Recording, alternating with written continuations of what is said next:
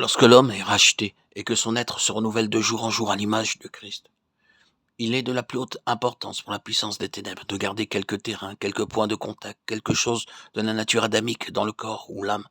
Car à mesure que l'homme devient spirituel, c'est-à-dire que son esprit se dégage et s'unit au Seigneur de gloire, il est moins accessible à la puissance des mauvais esprits et mieux armé pour les discerner et les combattre.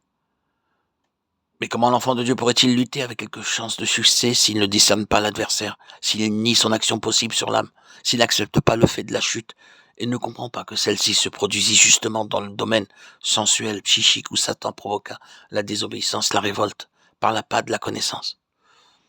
Et depuis lors pénétrant l'âme, le venin du serpent contamina l'être tout entier et toute la race. Satan peut atteindre tous les domaines de notre être. L'esprit mort pour Dieu est accessible aux esprits mauvais que gouverne le prince des ténèbres. L'âme, composée de l'intelligence, l'imagination, les pensées, la volonté, les émotions, est dominée par la vie adamique déchue et corrompue. Et alors, le corps et l'âme sont donc en la puissance de celui qui a empoisonné la race, le père du mensonge. Et l'apôtre Jean nous déclare que le monde entier est plongé dans le malin. 1 Jean 5, 19. Ainsi, n'est-il pas suffisant que l'homme soit racheté par le précieux sang de Jésus?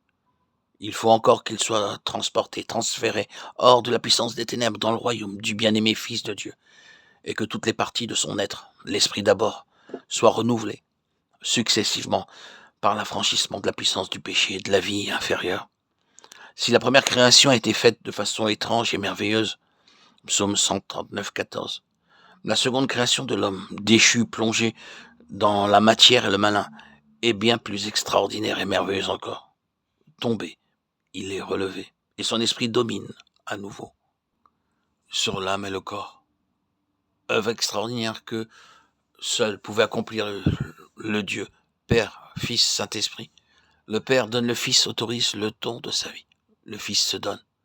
Le Saint-Esprit, plein de patience et d'amour, se communique à la créature et besogne en elle pour accomplir les desseins divins.